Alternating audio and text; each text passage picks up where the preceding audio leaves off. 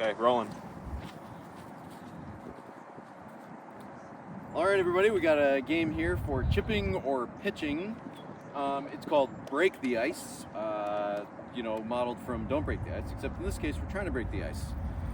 Can't necessarily see yet, but we have pieces of paper attached to alignment sticks that you're trying to hit golf balls through. So our 4 players here are going to be teaming up in pairs. So players find a partner, find a club there that'll work for both of you. And obviously we have 2 hitting areas, 2 safety zones. You guys decide who's going to go first. Partner is going to be behind the safety zone. We're working on ball flight as our golf skill. Collaborating with others is the key commitment, and then we'll talk about how you might integrate each of the 4 life skills based on the age group into the activity. This particular week, week 5, we're going to be talking about I'm being a team player. I'm a good sportsmanship. So working together as a team. Par 10 and 11, appreciating valuing diversity. And so in that case, you might change clubs. You might try it with a 7-iron, try it with a sand wedge. You might actually, one partner has the sand wedge, one partner has the 7-iron, and they have to stick with that club. Sometimes then they'll be leaning on their partner who has the better club selection for the shot. Can be a way to do that one. Being a go-to person, building a go-to team. In that case, maybe you get 3 shots as a team, but you have to decide who's going to get 2 and who's going to get 1. And you'll have to work together. Maybe it's easy to decide. Somebody's more skilled at pitching, so they're going to get 2. Maybe both players are they want the most shots possible, so they're arguing over who gets to do 2, who gets to do 1. They're going to have to collaborate to figure that out. And then finally, for the older group, Eagle 14 to 18, being a trustworthy person and building a trustworthy team. That's going to be about maybe being honest on which of the targets they were aiming at, because there will be times where players puncture the ice, if you will, but they weren't aiming for that one, and that can be part of the game. Do you have to call your shot or not? Advise that for the older group, that's the group that you would maybe ask to call their shot, and they have to be honest about, is that the one I was really aiming for? So they and their partner will have to work together on that. So let's give it a shot. In this particular game, each of these players can be going at the same time, but very important, especially if you're using regular golf balls, that nobody walks in front until all the clubs are down and we're collecting. There are 3 shots. What we're going to have each player do is hit all 3. Made the game simple today. You can't see it from there, but each piece of paper, there are 5. They're numbered 1, 2, 3, 4, 5 in terms of points. Okay, so you're going to have 3 shots. As soon as you guys both hit, we're going to collect them, bring them back to the park. Goal is to get as many points as you can until all the ice is broken. Okay, good to go? Good to go. Fire away.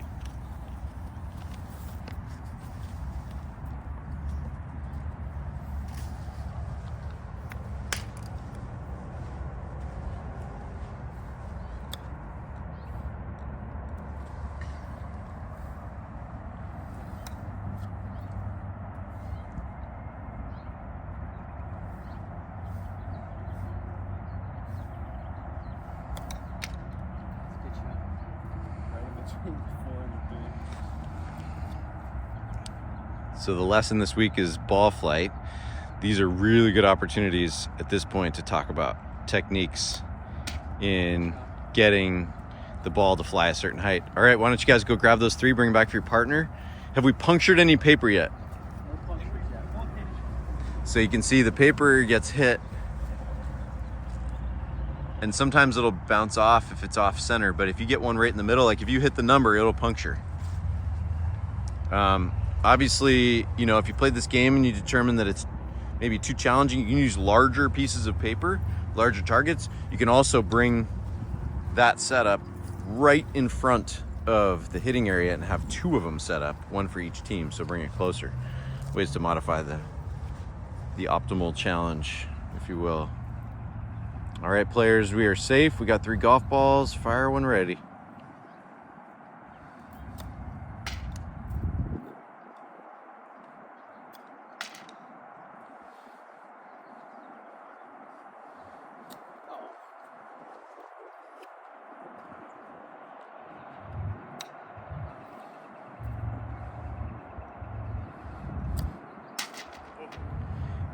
Interesting. He hit the center of the number one and it did not go through.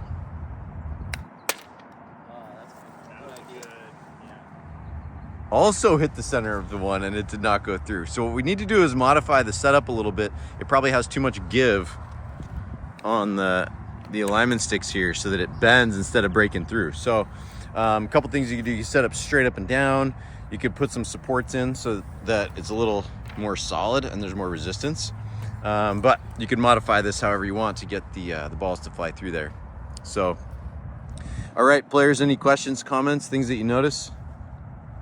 I love it. I think you mentioned if it's not stretchy enough, maybe you use some rings, like between the paper at least, or without paper, so that we still yellow's 5 points, blue's 4 points, so you still got that visualization of it going through. Sure. And maybe it doesn't have to puncture the paper. Like we had 6 shots each, so 12 total shots. How many hit paper? Probably like 4 or 5, which is pretty good, right? So again, optimal challenge. If the optimal challenge is to break the paper, we had 0 out of 12, and that means our optimal challenge did not match, the expectations did not match our performance. But if hitting the paper counts as a point, and maybe it doubles if it punctures the paper, right? Because then all of a sudden we'd have some points. We'd have a score of, 11 to 13 between the two teams. So that's something to consider too. Also, one benefit, if the paper is hard to puncture, it's less setup in between groups and classes. So anyway, this is a simple setup. You can do it however you like, but that is break the ice. Got one more comment. You could add it, so if you hit the paper at all, you get that amount of points. If you break it, it's double or triple that amount of points. So for example, if I were to rip the 3-point paper, that'd be either 6, 9,